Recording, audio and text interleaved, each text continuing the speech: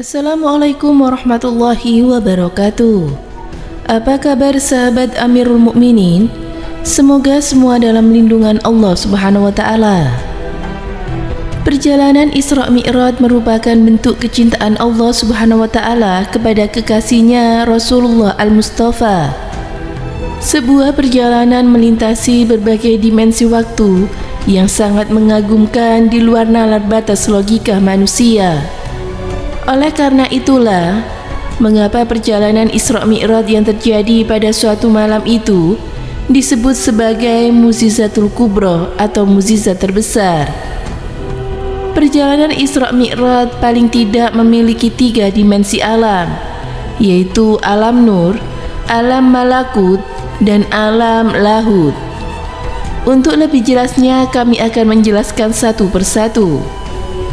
Perjalanan lintas alam nur. Perjalanan lintas ini ditempuh saat proses perjalanan Isra dari Masjidil Haram di kota Mekah menuju Masjidil Aqsa di Palestina dengan kendaraan bernama Buraq dengan kecepatan cahaya. Kata Al-Buraq sendiri berarti kendaraan cahaya, sebab kata Al-Buraq terambil dari kata Al-Barak yang berarti kilatan cahaya yang menyambar. Perjalanan yang ditempuh dengan menggunakan kendaraan fisik antara Masjidil Haram ke Masjidil Aqsa paling tidak akan dicapai selama 40 hari perjalanan dengan menggunakan tunggangan unta ketika itu. Sebab jarak antara Mekah dan Palestina kurang lebih 1.500 km.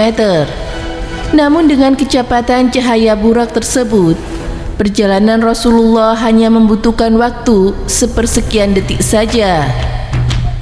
Ini tentu merupakan bentuk kekuasaan Allah yang tak perlu kita ragukan lagi bagi orang-orang yang beriman. Perjalanan lintas alam malakut. Perjalanan ini terjadi saat perjalanan dari Masjidil Aqsa Rasulullah SAW bersama malaikat Jibril naik menembus ke langit pertama hingga ke langit ke-7. Di setiap fase tingkatan langit tersebut, Rasulullah bertemu dan disambut oleh para penghuninya. Di antaranya, di langit pertama, Rasulullah bertemu dengan Nabi Adam. Di langit kedua, bertemu dengan Nabi Yahya dan Nabi Isa alaihissalam. Di langit ketiga, bertemu dengan Nabi Yusuf. Di langit keempat bertemu dengan Nabi Idris. Di langit kelima bertemu dengan Nabi Harun. Dan di langit keenam bertemu dengan Nabi Musa alaihissalam. Dan di langit ketujuh Nabi Muhammad SAW bertemu dengan Nabi Ibrahim alaihissalam. Bukan sekedar pertemuan dengan ruh para nabi dan rasul tersebut di atas, namun Nabi Muhammad juga menjumpai miliaran malaikat yang menyambut kedatangannya. Sebagaimana diriwayatkan di dalam kitab Ad-Dur Makfud fi Salawat Wassalam ala Sahih Al-Maqam Al-Mahmud, bahwa pada malam itu ada seorang malaikat yang tidak berdiri menghormati kedatangan Rasulullah. Malaikat itu pun dipatahkan sayapnya dan dijatuhkan di atas Jabal Qaf. Hingga malaikat Jibril pun memintakan ampunan kepada Allah melalui salawat yang dibaca malaikat tersebut untuk baginda Rasulullah SAW. Perjalanan lintas alam lahut. Perjalanan ini terjadi manakala Rasulullah bersama malaikat Jibril melewati batas ambang dimensi langit ke-7 dan akan masuk melanjutkan ke dimensi yang lebih tinggi, yakni bernama Sidratul Muntaha. Ada riwayat yang menyebutkan bahwa kata sirat berarti daun, sedangkan Al-Muntaha berarti pucuk terakhir.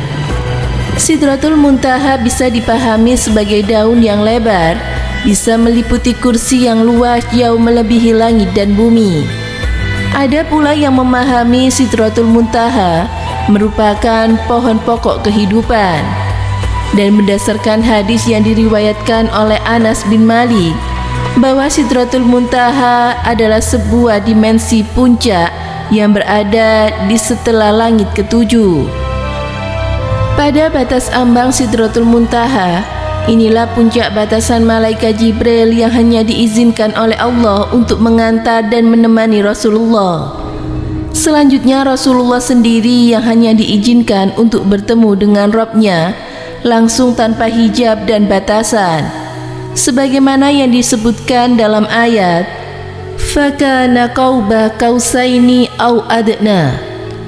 Al-Imam Abu Lais Naruddin Muhammad As-Samarkandi dalam kitabnya At-Tabiqun Ghafilin menyebutkan dialog itu pada peristiwa Kisrah Mi'raj tersebut. Manakala Nabi naik dan masuk ke batasan Sidratul Muntaha, malaikat Jibril tidak ikut naik menemaninya. Nabi bertanya, "Tidakkah engkau ikut masuk bersamaku, wahai malaikat Jibril?" tanya Rasulullah. Malaikat Jibril pun menjawab, "Tidaklah ada seorang pun yang diizinkan masuk melewati batas ini, melainkan hanya engkau ya Muhammad, sebab engkau merupakan seorang makhluk yang paling dikasihi Allah.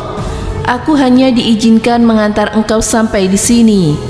Wahai Rasulullah, sekiranya aku paksakan untuk tetap masuk, niscaya batang tubuhku akan terbakar dan melebur sirna," jawab malaikat Jibril. Akhirnya hanya Rasulullah SAW sendiri yang diizinkan masuk naik menembus wilayah Sidratul Muntaha tersebut, tanpa seorang pun yang pernah diizinkan masuk, kecuali hanya satu-satunya Rasulullah, sesuai dengan makom dan derajatnya yang tinggi melebihi makom para malaikat dan para nabi. Hal itulah yang pernah dikatakan oleh Al-Imam Busiri mengenai ketinggian makom serta kemuliaan derajat Rasulullah dibandingkan para nabi dan rasul lainnya di dalam Qasidah Al-Burda. Makom Nabi Muhammad mengungguli para nabi dalam penciptaan dan akhlak, tiada tertanding dalam hal ilmu dan kemuliaan. Disinilah Rasulullah menghadap Allah Rabbu Azzalahu yang bersifat Allah tidak dapat diserupai dengan sesuatu apapun. Di sanalah Rasulullah mengucapkan tahiyat salam. Di sanalah terjadi dialog yang mesra dan saling memuliakan antara Rasulullah dengan Allah Subhanahu wa Ta'ala, sebagaimana dalam bacaan yang kita baca saat tasahud pada bacaan sholat kita. Dan di sana pula Rasulullah menerima perintah solat, menunaikan solat 5 waktu sebagai kewajiban baginya dan umatnya.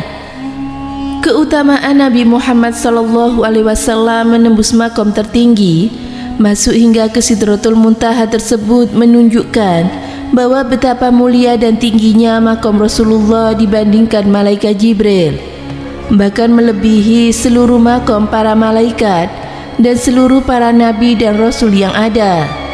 Hanya Rasulullah seorang satu-satunya yang diizinkan menembus wilayah alam lahut, wilayah ketuhanan. Oleh karena itulah mengapa Nabi Musa berulang kali meminta Rasulullah untuk beroleh balik melewati batas Sidratul Muntaha. Hanya disebabkan Nabi Musa ingin merasakan aura pertemuan Rasulullah dengan Rabb Azza wa Jalla. Sebab Nabi Musa tidak akan pernah bisa mencapai makom tersebut, meski pernah dibicarai oleh Allah di belakang hijab. Hal itulah yang ditulis oleh para musafir, semisal Ibnu Azibah di dalam tafsir Al-Burul Al-Majid. Sandal Nabi menembus Sidratul Muntaha. Nah, ada satu hal yang menarik yang dibicarakan oleh para ulama, sebagaimana yang dibahas oleh Imam Muhammad bin Muhammad Al-Ghazali, Al-Imam Nawawi, bahkan Abu Yazid Muhammad bin Alwi Al-Maliki di dalam karya mereka mengenai peristiwa Isra Mi'raj, tentang kehebohan terompa atau sandal yang pernah digunakan oleh baginda Rasulullah SAW saat ikut masuk ke wilayah Sidratul Muntaha tersebut. Mereka sepakat mengatakan bahwa sandal yang melekat di kaki Rasulullah lebih mulia dari semua makom, Sebab sandal tersebut ikut diizinkan masuk menyertai Rasulullah masuk ke wilayah yang tak seorang pun pernah diizinkan, kecuali hanya Rasulullah, disebabkan ketinggian makomnya yang melebihi makhluk yang lainnya.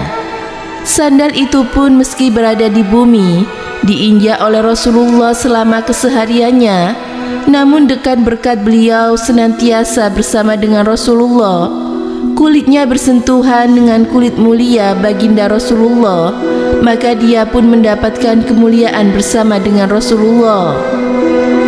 Maka hikmah dan pelajaran serta pesan yang luar biasa yang disampaikan oleh para ulama besar tersebut, bahwa siapapun akan bisa menjadi ikut mulia meski hanya sandal benda mati jika senantiasa berhubungan dan berdekatan dengan Rasulullah SAW. Sekiranya sandal Rasulullah saja begitu mulia, bisa terbang dan juga sampai masuk hingga ke makom tertinggi, maka bayangkan dengan kita, para umatnya yang mencintai Rasulullah dan senantiasa menyertainya dengan memperbanyak bersolawat dengan Rasulullah SAW. Apakah kita tidak akan mencapai derajat kemuliaan yang lebih pantas dari sekedar sandal saja? Maka marilah kita memperbanyak membaca solawat sebagai bukti kecintaan serta kerinduan kita kepada Rasulullah SAW, dengan harapan solawat itulah yang akan menyampaikan kita ke makom tertinggi, derajat makrifat kepada Allah Subhanahu wa Ta'ala. Amin.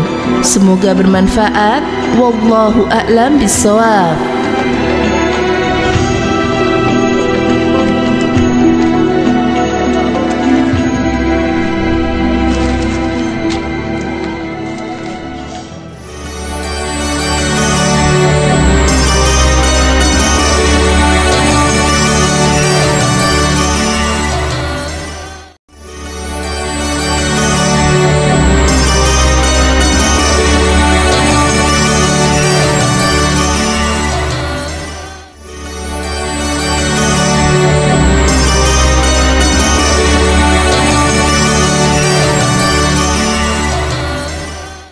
Assalamualaikum warahmatullahi wabarakatuh. Pemirsa Amirul Mukminin yang dirahmati oleh Allah Subhanahu wa Ta'ala, Nabi Muhammad SAW melakukan perjalanan Isra Mi'raj dari Masjidil Haram ke Masjidil Aqsa Palestina.